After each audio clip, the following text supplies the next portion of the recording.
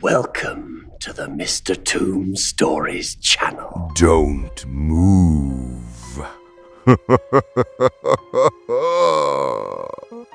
Tonight, we descend into the chilling silence of rural Texas, where, in the autumn of 1983, the Moreno family discovered that some doors, once opened, can never be closed again. We'll uncover the story of a father's suffocating disbelief, a mother's desperate prayers, and the two children who stood at the epicenter of a haunting that defied all explanation. You will hear their whispers, feel their dread, and witness the final horrifying moments in a home that became a tomb. This isn't just a ghost story. It's a journey into the heart of a very real, very patient darkness. If you feel a chill crawl up your spine, show it some love by hitting the like button and subscribe if you dare to hear what comes next. The year was 1983. The air in Bexar County, Texas was thick with the scent of dry earth and impending autumn. For the Moreno family, their newly acquired ranch house was the culmination of a lifelong dream.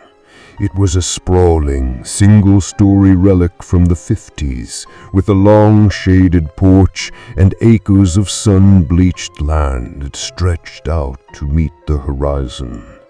It was their forever home, a place where David Moreno planned to watch his children, 14-year-old Mateo and 10-year-old Sofia, grow up. A place where his wife Maria could finally plant the rose garden she'd always wanted. It was perfect for about a week.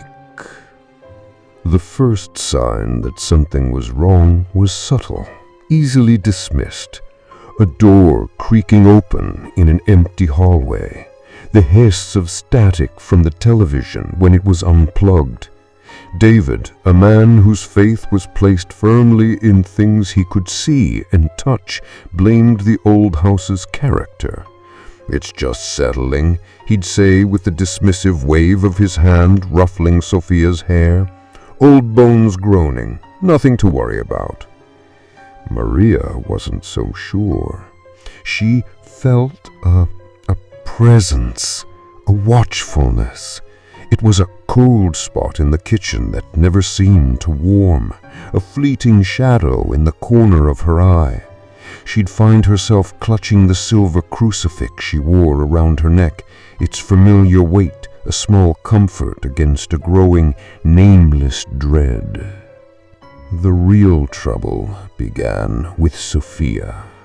She started talking to someone in her room. Her parents would hear her from the hallway, her bright, innocent voice engaged in one-sided conversations. When they asked who she was talking to, she'd smile and say, "My friend." "What's your friend's name, mija?" asked Maria one evening, her voice tight with a forced casualness. Sophia's gaze drifted toward the corner of her room where the shadows were deepest. "He doesn't have one," she whispered. "He says names are for people who can be seen." A shiver traced its way down Maria's spine. That night, she placed a small porcelain bowl of holy water on Sophia's nightstand. The next morning, it was on the floor, shattered. Sophia claims the cat must have knocked it over. They didn't own a cat. Mateo, ever the cynical teenager, just thought his sister was being weird. He'd mock her, calling her new friend Casper.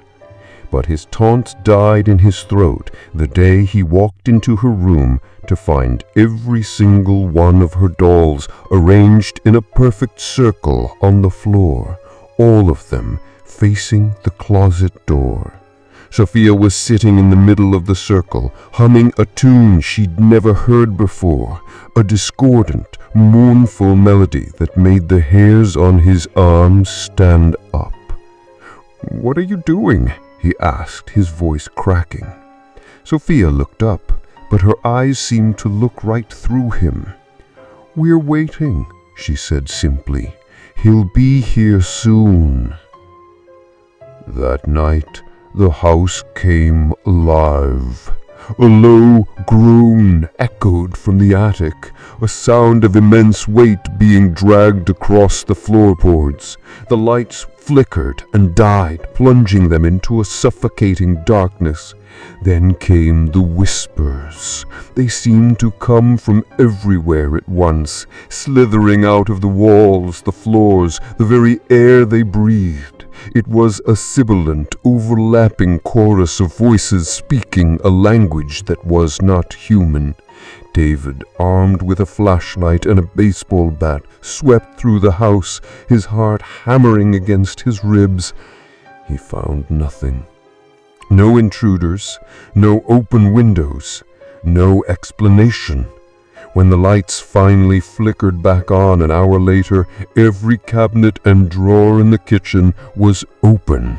Nothing was taken, just opened.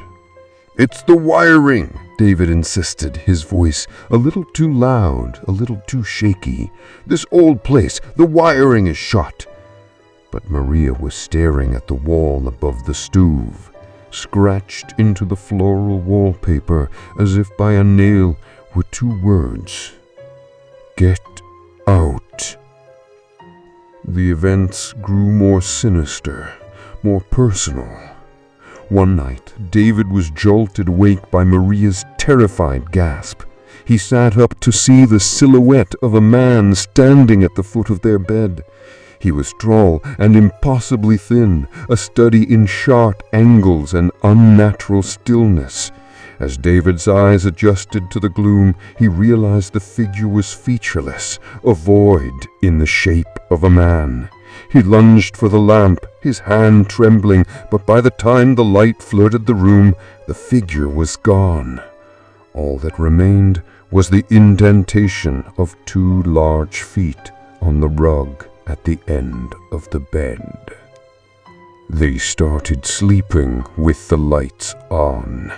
The entity, for that is what Maria now called it, seemed to focus its malice on Sophia.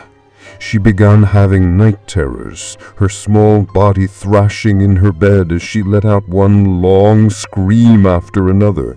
She'd wake up with scratches on her arms and back, angry red welts in sets of 3. She claimed her friend was getting angry. "He doesn't like Daddy," she sobbed into her mother's chest one morning. "He says Daddy needs to believe. He says he'll make him believe." The threat was fulfilled that weekend. David was in the barn, trying to repair an old tractor. The heavy engine block was suspended from the ceiling by a thick chain. He was working underneath it when he heard a high-pitched, metallic screech from above. He scrambled back just as the chain snapped, and the engine block, weighing hundreds of pounds, crashed down onto the concrete floor, exactly where his head had been moments before. He stared at the snapped link. It wasn't rusted through. It looked as if it had been sheared clean in two. He stumbled back to the house, pale and shaking, the full weight of their situation finally crashing down on him. This was not faulty wiring. This was not a settling house. This was something real, something malevolent. He finally agreed to let Maria call a priest. Father Michael was a kind, elderly man with gentle eyes that had seen too much. He listened patiently as Maria, her voice trembling, recounted the events of the past few weeks. David stood by, silent and grim-faced, his skepticism now a shattered ruin. When they were done, the priest sighed, his gaze sweeping over the house with a practiced eye. I have felt it since I stepped out of my car. There is a deep sadness in this place, an anger. He agreed to perform a blessing. As he walked through the house, sprinkling holy water and reciting prayers in Latin, the atmosphere grew thick and oppressive. The temperature plummeted, and a foul stench, like rotting meat, filled the air. When he entered Sophia's room, the closet door, which had been closed, slammed open with such force that it splintered the wood of the doorframe. From within the darkness of the closet, a voice spoke. It wasn't Sophia's. It was a low, guttural rasp that was ancient and full of hate. "You're next, old man." Father Michael flinched, but held his ground, his voice rising as he continued the blessing. The response was a cacophony of rage. The furniture in the room began to shake violently. The dolls lifted from the floor and were hurled against the walls with explosive force. Sophia, who had been clinging to her mother's leg, collapsed, her body convulsing on the floor. "Please, help!" Maria shrieked, dropping to her daughter's side. The priest rushed to Sophia's side, making the sign of the cross over her. "Exorcimam este, omnis immundis spiritus," he began, his voice a powerful boom in the chaotic room. The house erupted. The windows shattered, spraying glass inwards. The walls seemed to warp and groan. David and Matteo could only watch in horror, frozen by a fear so profound it felt like a physical weight. Then, as suddenly as it began, it stopped. Silence. Sophia lay still, her breathing shallow but even. The room was a wreck, but the oppressive cold was gone. Father Michael, sweating and pale, helped Maria to her feet. "It is done, but I can't say for sure. You should not stay here tonight. It might return." His warning came too late. As they were packing a bag, a single soft knock came from the front door. David and Maria froze, looking at each other. They weren't expecting anyone. Matteo peered through the peephole. "There's no one there," he said, confused. The knock came again, harder this time. Thump, thump, thump. "Don't open it," Maria whispered, her hand flying to her crucifix. But David, fueled by a mixture of residual fear and a surge of protective anger, strode to the door and flung it open. "Who's there?" he yelled into the empty night. There was nothing but the chirping of crickets and the vast empty darkness of the Texas plains. He was about to close the door when he saw it. On the doormat there was a single dead bird. Its neck was twisted at an unnatural angle. He slammed the door shut, his face ashen. "We're leaving now." They piled into the car, their hearts pounding in a collective rhythm of terror. As David sped down the long dirt driveway, Maria looked back at the house. In the upstairs window, the one in Sophia's room, she saw a figure standing there, the tall, thin silhouette of the man from her bedroom, and standing beside him, a small shape she recognized with a gut-wrenching certainty. It was Sophia, smiling, waving. Maria screamed, a raw, primal sound of pure horror. "David, stop the car! She's still in there! Sophia is still in the house!" David slammed on the brakes, turning to look in the back seat. Sophia was sitting right there, buckled in between her mother and brother, her eyes wide open with confusion. "Mommy, what's wrong? I'm right here." Maria stared at her daughter, then whipped her head back towards the house. The window was empty, but the wave, the smile, she had seen it. It was real. She knew it. They drove to a motel in San Antonio and spent a sleepless night huddled together in one room. The next day, after much debate, they decided they had to go back. They had to get their things. They couldn't just abandon their home, their dream. Father Michael had said it was gone. They clung to that hope like a lifeline. They returned in the bright light of midday, the Texas sun, a harsh, unforgiving glare. The house was still, silent. The broken glass had been swept into neat piles. The wrecked furniture in Sophia's room was back in its place. It was as if nothing had happened. "It's okay. It's over," David said, trying to convince himself as much as his family. They spent the day packing, a nervous energy propelling them forward. Every creak of the floorboards, every gust of wind rattling the window panes sent a fresh jolt of fear through them. By late afternoon, they were almost done. Maria was in the kitchen, packing the last of the plates, when she heard it, a whisper right behind her. "Haim." She spun around. Nothing. "Returns." The voice was coming from the sink drain. She backed away slowly, her eyes wide with terror. From the living room, David yelled, "Maria, come look at this." She ran to the living room to find David and Mateo staring at the television. It was on, displaying a screen of pure static. But it wasn't the static that held their attention. It was the sound. Faintly, underneath the hiss, was the sound of a little girl humming, the same discordant, mournful tune that Sophia had been humming in her room.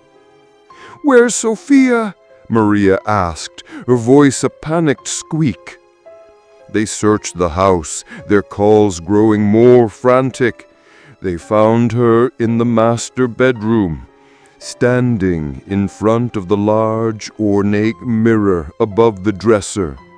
She was just staring at her own reflection. "Sophia, baby," David said gently, approaching her. "We have to go now." Sophia didn't turn. She just raised her hand and pointed at the mirror. "He said you lied to me. He said you were never going to leave. You opened the door." As they looked at her reflection in the mirror, it began to change. Her small, innocent face twisted and contorted into a mask of pure, ancient evil. The eyes in the reflection bled to black, and the mouth stretched into an impossibly large, silent scream. A real scream echoed through the house, but it wasn't from the reflection. It was from Mateo. He was pointing a trembling finger at the living room archway. Standing there was the tall, thin man, the void. It wasn't a shadow this time. It was solid, real. It took a step towards them, its movements jerky and unnatural, like a marionette with its strings cut. "No!" David roared, shoving his family behind him. "Get away from them!" The entity paused, its featureless head tilted. And then from the mirror, Sophia's distorted reflection spoke, its voice a horrific blend of a little girl's and the guttural rasp from the closet. "We're now!" And the world dissolved into chaos. The entity lunged forward. The lights exploded in a shower of sparks. The very foundation of the house seemed to shake as a deafening roar. The sound of 1,000 souls screaming in unison tore through the air. That was the last confirmed sighting of the Moreno family. When police were finally called to the scene 2 weeks later by concerned neighbors, they found the house abandoned. The car was still in the driveway. The half-packed boxes were scattered throughout the rooms. The television was on, still displaying a screen of hissing static. But the only thing out of the ordinary was in the master bedroom. The mirror above the dresser was shattered, the glass blackened and scorched, and scratched into the wall beside it, in what looked like a child's frantic scrawl, were the words, "It's inside me." The case was eventually closed, the family listed as missing. The house was sold, resold, and eventually torn down. But the story doesn't quite end there. Years later, a construction worker who helped demolish the property claimed he found something buried in the foundation right under where the master bedroom would have been. It was an old leather-bound book, its pages filled with strange symbols and what looked like incantations. He said he took it home. A week later, his wife reported him missing. He was never found. So what really happened to the Moreno family? Were they victims of a mass delusion, a shared psychosis brought on by the stress of a new home? Or did David Moreno, in his final act of desperate defiance, truly open a door to something that should have remained locked away forever? What did he summon that night? And more importantly, is it still out there, waiting for another door to open?